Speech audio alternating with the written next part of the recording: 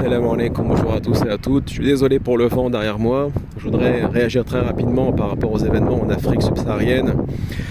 Alors effectivement, je comprends la détresse de nos frères et de nos sœurs en Afrique qui en ont marre du néocolonialisme et de l'impérialisme occidental, qu'ils soient français, américains ou autres.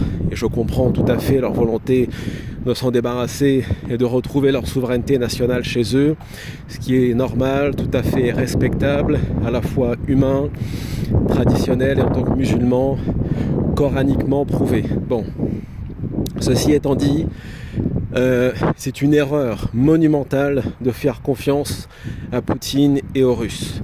D'abord, Poutine, le Kremlin, le FSB, tous ses agents, Wagner et ainsi de suite, ne sont les amis de personne.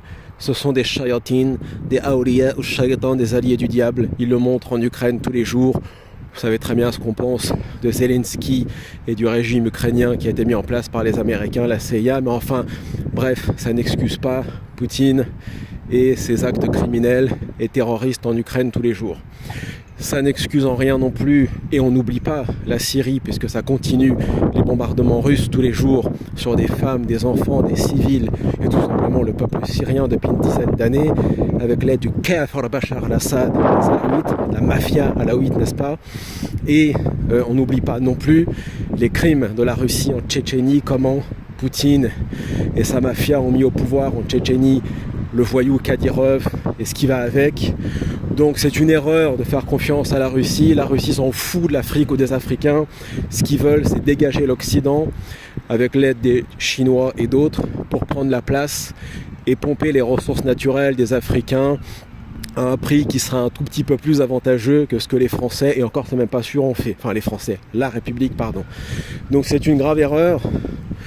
Maintenant, je comprends le désarroi de ces populations et de nos frères et de nos sœurs d'Afrique subsaharienne, mais enfin, on ne peut pas oublier qui est Poutine.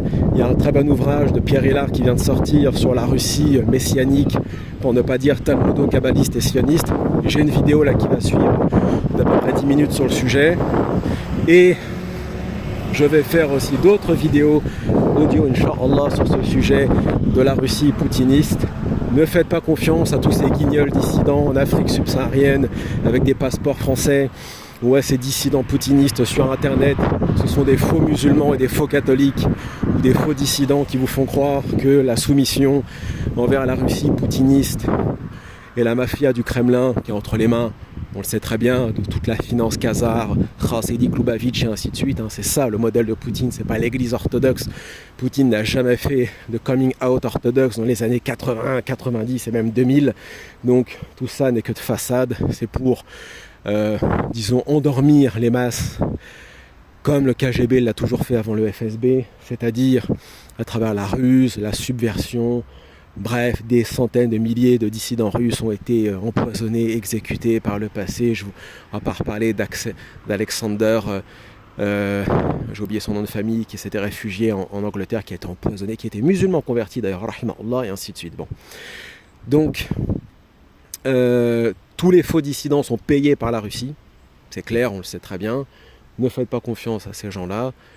Encore une fois, s'il y a des chrétiens ou même des athées qui m'écoutent, faites confiance en Dieu, en votre foi authentique ou à votre bon sens. On n'abattra pas l'impérialisme en faisant alliance avec des gens qui sont eux-mêmes des impérialistes et des colons et qui le prouvent tous les jours en Syrie, en Tchétchénie et ainsi de suite. Sur ce, barakallahu fikum, wassalamu alaikum wa rahmatullah wa barakatuh.